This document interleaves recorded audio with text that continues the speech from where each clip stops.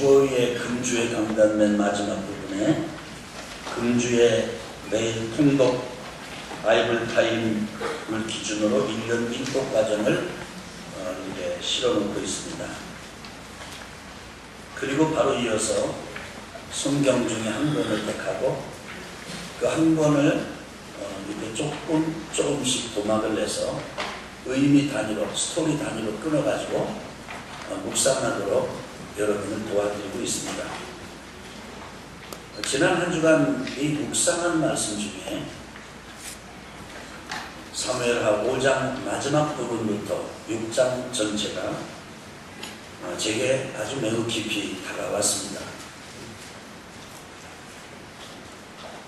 다윗을 보니까 다윗이 어려서 소년이었을 적에 사무엘 선지자로부터 기름 부음을 받습니다. 그 기름 부음의 의미는 두 가지를 담고 있는데 첫째는 축복입니다. 너는 앞으로 이 나라의 왕이 될 것이다. 뭐가 될 거다? 두 번째는 예언입니다. 너는 앞으로 왕이 될 것이다 라고 하는 예언입니다. 그런데 다윗이 그런 예언을 경험하고 난 다음에 기름 부음을 받고 난 다음에 가는 길이 사는 길이 펼쳐지는 인생이 왕이 되는 길하고는 완전히 정반대입니다. 망하기 일보 직전까지 가고 살해당하기 일보 직전까지 가고 뭐 용맹을 떨치고 참 대단하게 자기 자신을 절제하면서 도망자로 살기도 하고 천신만고 우여곡절 이제 겪게 되는데 왕이 되는 길하고는 정반대로 가는 것 같아요. 그런데 이상한 거는 다윗은 그런 속에서도 참 자기 중심을 잃지 않습니다. 두 번째 기름 부음을 받아가지고 남쪽 유다 헤브론에서 유다 중심으로 왕이 돼서 헤브론을 수도로 삼아서 7년 3개월 동안 왕 노릇을 합니다. 세 번째도 기름 부음을 받아가지고 북쪽 이스라엘 베냐민 지파 사람들로 하여금 기름 부음을 받고 북쪽 이스라엘을 다 통합하는 전체 이스라엘을 통합하는 드디어 명실상부한 왕이 됩니다. 그런데 이 왕이 되고 난 다음에 다윗이 뭘 하는가 가만히 봤더니 이 다윗이 수도를 새롭게 정했습니다. 수도를 어디를 정했냐면 여부수 족속에 다스리고 있었던 여부수 성을 빼앗아 가지고 그것을 다윗성이라 이름 붙이고 예루살렘 성으로 삼아서 거기에 이제 두로 왕이 또 사람들 보내고 제목 보내가지고 왕궁까지 지어주는 호사를 누리게 됩니다. 소년 다윗 기름 부음을 받은 다음에 이제 한쪽의 왕으로 등극했다가 나머지 쪽까지 다 통합을 해서 왕이 되고 그 다음에 수도를 새롭게 정해서 왕궁을 지어놓고 이제 드디어 꿈이 성취된 것입니다. 축복이 실현된 것이고 예언이 성취가 되었습니다. 이런 다윗의 삶을 가만히 보니까 이런 다윗을 인생의 계절로 비교해 본다면 한 해의 계절로 비교해 본다면 여러분 봄일 것 같습니까? 여름일 것 같습니까? 가을일 것 같습니까? 아니면 겨울일 것 같습니까? 마라토너로 본다면 지금 출발선상에 있는 마라토너 같겠습니까? 중반을 달린 마라토너 같겠습니까? 아니면 이제 마라톤 끝까지 완주를 해서 드디어 영광을 한 몸에 받는 스포트라이트를 조명을 한 몸에 받고 온갖 영광과 호사와 명예와 존귀 이런 누리는 그런 시상식 직전의 마라토너 같습니까? 여러분 나름대로 가늠해 보시길 바랍니다. 만약에 집을 짓는 건축가라면 다윗의 이 대목은 집을 짓는 건축의 어느 단계에 해당이 될까? 집을 든든하게 짓기 위해서 땅을 파는 단계일까? 기초를 놓고 기둥을 세우는 단계일까? 지붕을 덮고 벽을 붙이는 단계일까? 아니면 이것을 다 해놓고 마지막 현판, 다윗궁 이렇게 해놓고 거기 들어가서 이제는 만조백관을 거느리고 천하를 활용하면서 영화를 누리는 그런 단계쯤에 이르는 과정일까? 잘은 모르겠지만 이 말씀을 묵상하면서 보니까 다윗은 인생의 절정에 드디어 이르렀어요. 인생의 최절정에 이르렀습니다. 여러분, 우리 충청도 한복판에서 사시는 분들 참 어려운 일이지만 한번 해보실래요? 인생의 절정 때 뭐 하시겠습니까? 그렇게 해보세요. 인사 좀 해보세요. 지금 주무시다가 대화를 나누면 이상한 대화가 나옵니다. 말씀 잘 하셔요. 앞뒤로 한번 잘 나갈 때 뭐 하시겠습니까?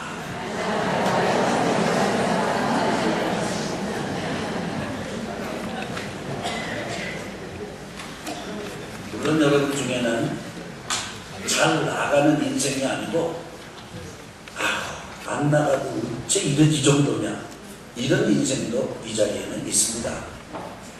참 말하기 곤란한 그런 수준과 형편에 있을 수 있습니다. 그런데 중요한 건 인생의 최절정이 되든 아니면 최악 바닥에 되든 아니면 그저 그렇게 고립된 감으로 권태감을 느끼며 살아가는 분들이든 중요한 건 뭐냐면 지금 여러분과 이 단계에서 무엇을 하는가, 어떤 선택을 하는가는 굉장히 중요합니다. 인생의 바닥을 치고 계십니까? 그것은 여러분의 인생의 계절이 그런 것입니다.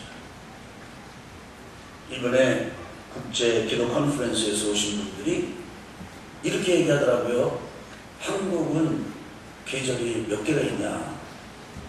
근데 선교사님 말씀을 들어보면은 더운 계절, 더 더운 계절, 아주 더운 계절 뭐 그렇게 있는 나라도 있다잖아요. 저는 그런 얘기 들으면서 참 재밌게 웃었어요.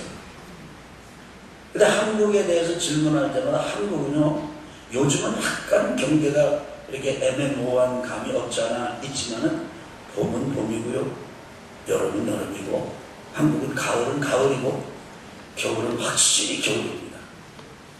아침마다 우리 사랑하는 장로님 중에 한 분이 저를 집에서 주택에서 저를 예배당으로 이렇게 태워다 주세요.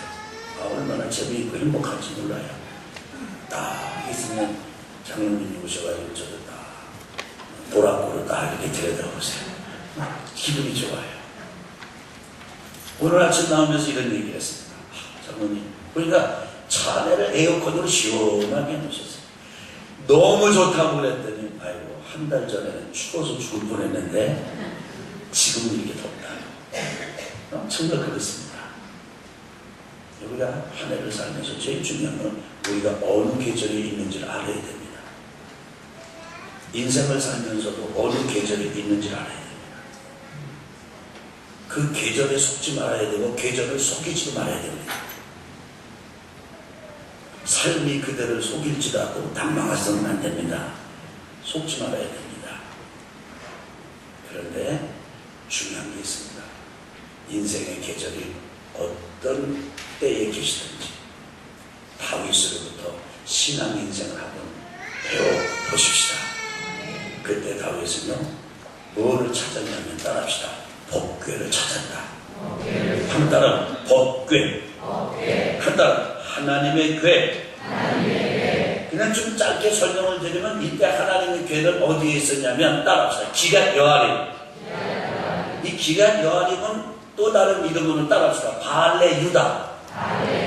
그래서 한 곳에 대해서 두 가지 이름으로 부르는 거예요. 그곳에 살던 아비나답이 산 위에 살고 있었는데, 언덕 위에 살고 있었는데, 그때 자기 집에다가 하나님의 궤를 모시고 있었습니다.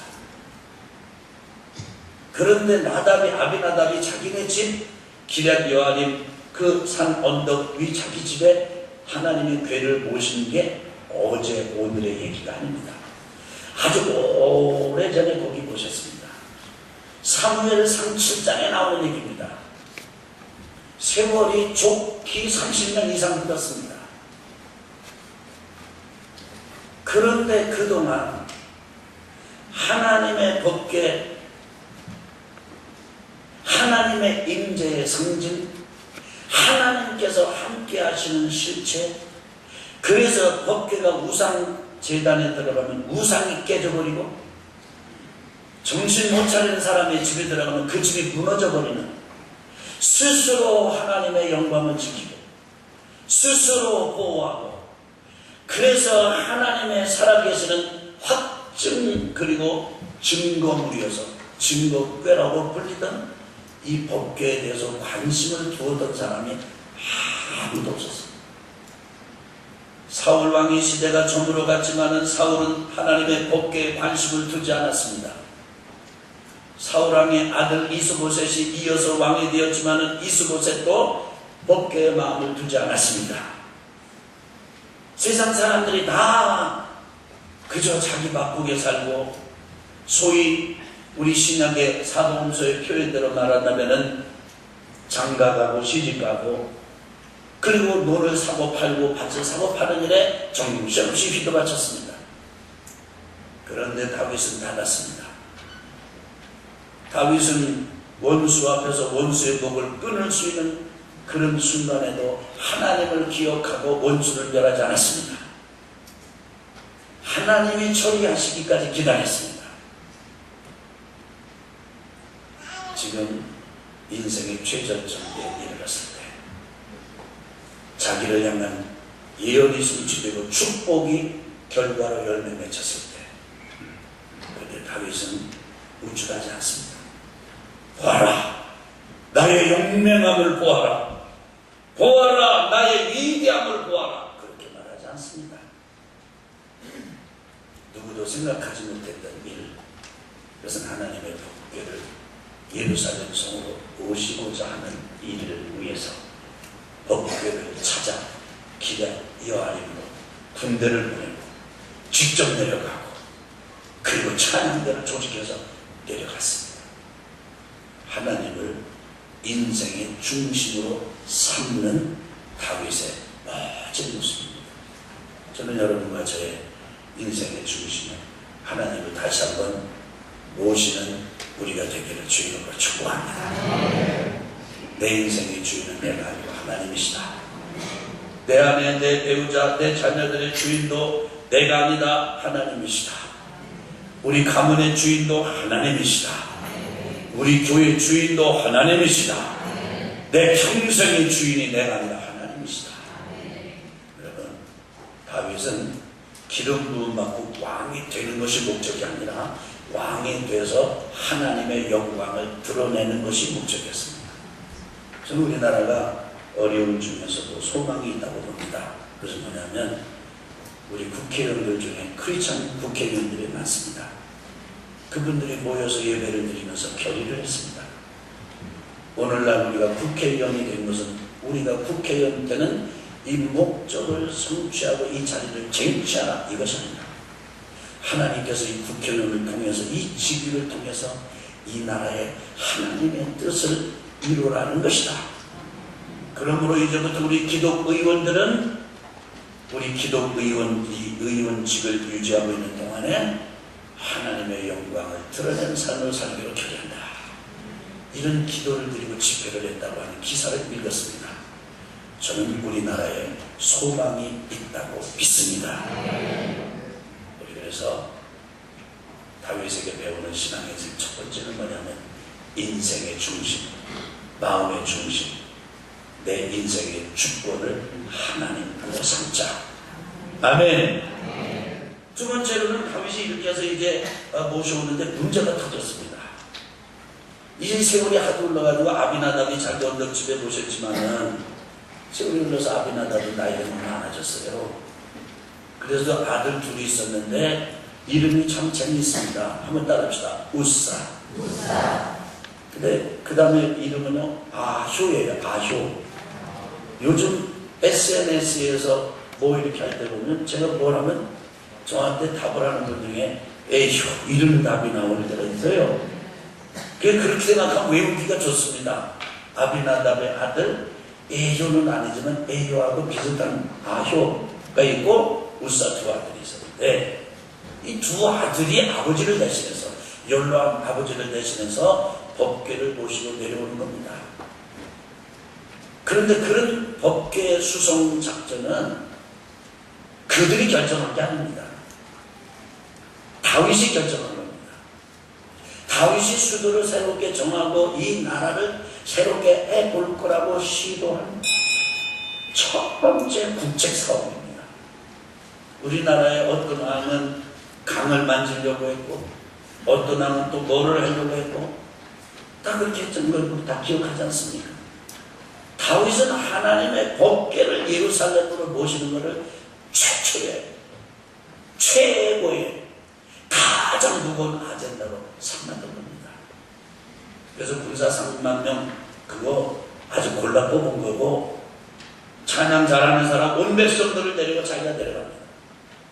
울퉁불퉁 언덕길 산길에서 한 번도 사용해 본 적이 없었던 수레에다가 그 법궤를 메어서 내려왔습니다. 아무런 문제 없이 내려와서 나곤의 타작마당을 지나는데 어디를 지나는데?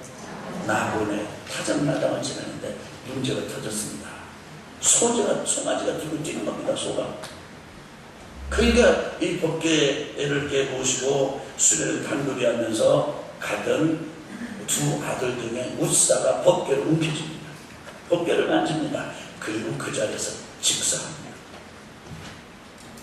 그때 다윗은 분노합니다. 저는 이 대목에서 제 묵상이 멈춰졌습니다. 왜 다윗이 그렇게 분노했을까? 그래서 그 분노한 대목을 묵상하고 또 생각해보면 보니까 대상이 없어요. 분노의 대상이 없어요. 분하여 했다고 하는 것까지는 있는데 누구를 향하여 분노를 터뜨린 게 없어요.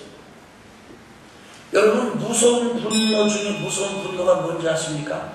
대상이 불분명한 분노입니다. 지금 왜 길거리에서 흉기를 들고 막 그냥 무작위로 막 이렇게 하죠? 대상이 없어요. 대상이. 그야말로 인생이 싫은 거고 세상이 싫은 겁니다. 짜증스러운 거예요. 좀 억측스러울지 모르지만 전 다윗에게서 그런 걸 느꼈습니다. 그래서 끊임없이 하나님 앞에 이 말씀을 묵상하면서 그 다음에 마치 다윗에게 물어보는 것 같은 마음으로 왜 그렇게 당신이 분노하는가? 하나님 왜 다윗이 이렇게 분노합니까? 이런 질문을 수없이 던지면서 묵상을 했습니다. 보니까요, 하나님 보니까 다윗이 체면이 진짜 손상된 거더라고요. 조금 전에도 말씀을 드렸지만은 다윗이 첫 번째 국책 사업으로 이 법궤를 모시는 일이었기 때문에 이것이 잘 안 된 거는요, 다른 사람 우사 개인의 문제가 아니고 우사는 죽었잖아요. 그런데 이 문제가 곧 다윗의 문제였던 거예요. 여러분 우리나라를 보세요. 사고가 납니다. 그런데 사고가 난 당사자들의 문제만 됩니까? 아니지 않습니까? 그것이 국가적인 문제가 되고 국가 리더에 대한 문제로 계속 되고 있지 않습니까? 그거는 그 왕이 대통령이 추진한 것도 아닌데 그걸 기대한 것도 아니고 그렇게 한 것도 아닌데 그렇게 됩니다. 근데 이거는 완전히 다릅니다. 왕이 직접 시작한 일입니다. 왕이 추진한 일입니다. 왕이 공을 들인 일입니다. 안 되면 우싸는 사람의 문제가 아닙니다. 다윗의 체면이, 리더십이 완전히 무너지는 겁니다. 아이 다윗 말이야, 기름 부음을 받고 이 왕이 되고 수도까지 잘 정하고 또 이 궁전까지 그럴듯하게 짓고 그래서 법궤를 모셔가지고 이제 진짜 정치도 훌륭하고 경제도 훌륭하고 리더십이 다양하고 신앙도 참 대단하구나. 이렇게 멋지게 진짜 그림이 완성이 돼야 되는데 이게 진짜 잘 나가야 되는데 이게 삐끗해버린 거예요. 여러분 실수 많이 하는 사람이 실수 한 번 하는 거 더 하는 거 그건 별로 그렇게 고통스럽지 않습니다. 그런데 실수 잘 안 하는 사람이 실수할 때 굉장히 치명적인 오류를 이제 다른 쪽으로 맞을 가능성이 많습니다. 저는 그렇게 이해가 됐습니다. 그러면서 또 한편으로는 다윗의 미성숙함을 보았습니다. 여러분 아담의 아들이 둘이 있었는데 가인과 아벨입니다. 둘이 제사를 드렸습니다. 하나님께서 아벨의 제사는 받으시고 가인의 제사는 받지 않았습니다. 그런데 가인이 매우 미숙했습니다. 거기 화낼 자리가 아닙니다. 오히려 자기는 돌아봐야 될 자리예요. 그런데 동생에게 분노하고 그리고는 살인사건을 저지릅니다. 저는 다윗의 분노에 가인의 분노가 오버랩되게 느껴졌습니다. 겹쳐서 느껴졌습니다. 그러면서 다윗이 진짜 여전히 아직도 미성숙하구나. 이렇게 멋지고 훌륭한 다윗의 아주 드러난 찬란한 영광스러운 면모 속에 이런 미숙함이 들어있구나 라는 사실을 느꼈습니다. 처음에는 그런 다윗이 참 이해할 수 없었는데 조금 더 묵상을 하니까 이상해요. 마치 그 쓴 약도 계속해서 먹으면 어릴 때는 달게 느껴지잖아요. 아니요. 어떤 사람은 커피를 마시면서 달다 그러잖아요. 우리 장로님 중에 한 분은 커피를 마시면 물 안 타고 먹는 게 뭐예요 그게? 물 안 타고 여기 도토리 깍쟁이만한 데다 먹는 게 그게 뭐예요? 네, 그게 달다는 거예요. 저도 흉내를 내봤는데 달긴 뭐가 달아요? 너무 이번에 재밌었는데 우리 권사님 중에 한 분이 이 관광호텔에 아주 좋은 사우나 그거를 이제 이렇게 끊어주셔가지고 후원해 주셔가지고 참가자 28명 전원에게 우리 사우나 같이 갑시다 그렇게 했어요. 난리가 났어요. 어떻게 가냐고. 그래서 약속을 했습니다. 담임 목사가 제일 먼저 들어간다. 그 다음에 두 번째 부목사가 그 다음에 따라 들어간다. 그 다음에 여러분이 따라오면 된다. 그랬더니 용기를 내가지고요. 그한 20명 되는 분이 따라갔어요. 따라가가지고 이제 하는데 보니까 너무 즐기는 거야. 너무 재밌게. 거기서 이제 좀 하나 웃음 얘기를 좀 해야 되겠는데 이게 말이 돼야지. 그래서 한국 사람은 이게 뜨거운 데 들어가서 이거 쿨 이런다고 이게 아주 차다고 그런다고. 그래가지고 어떤 할아버지가 손잡고 와가지고 해가지고 믿을 놈 없네 그런 얘기 있잖아요.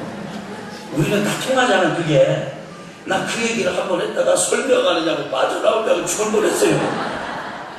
무슨 말인지 못 알아듣고 설명도 제대로 안 돼가지고. 뜨거운 물도요 계속 하다 보면 시원하게 느껴질 때가 있어요. 다윗의 실수를 묵상하다 보니까 커피 쓴 뒷곳에 단맛이 있는 것처럼 위로가 상당히 되는 거예요. 위로가 뭐가 돼요? 위로가 생기는 거예요. 다윗도 실수한다는 건 나도 실수 참 위로가 돼요. 그러고 나서 많이 생각해 보니까 사도 바울이 단기에 선교 여행 나갔다가 마가 때문에 싸워가지고 선교단이 두 쪼개졌거든요. 그게 또 생각이 나면서 막 위로가 밀려오는 거예요. 생수처럼. 바울도 실수를 했구나. 베드로가 실수한 대목에 이르니까요. 이거는 은혜의 폭포수가 밀려와요. 이 베드로는 진짜 나서기 즐겨하는 사람이고 일단 틀리든 맞든 생각나는 대로 답을 하고 보는 사람입니다. 달리기 하는데 일단 달려가지고 거꾸로 뛰는 애들처럼 꼬리 지점은 앞에인데 땅 하면서 거꾸로 뛰는 애들이 있거든요. 그렇구나.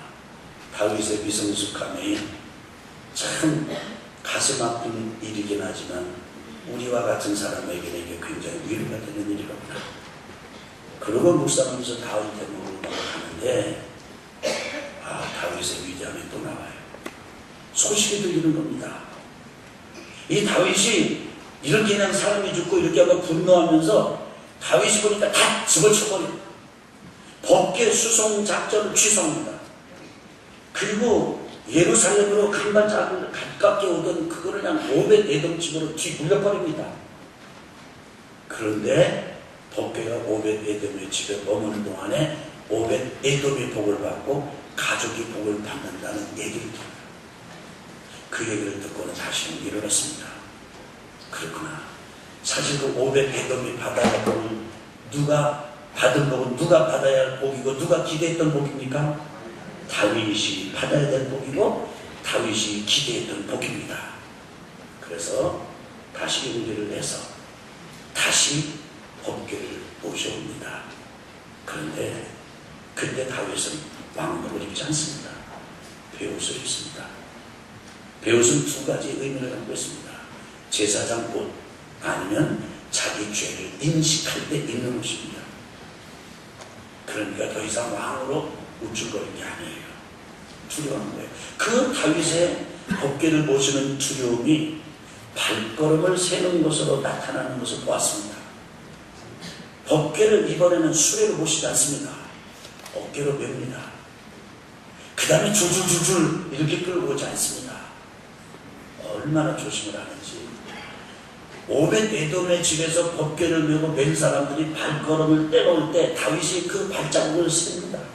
한 발자국, 저 좀 보실래요? 두 발자국, 저 좀 보실래요? 세 발자국. 바둑이와 함께 이게 아니고 지금 이 다윗은 초인장 상태입니다. 이번에야말로 수틀린 일이 일어나면 정말 돌이킬 수가 없다.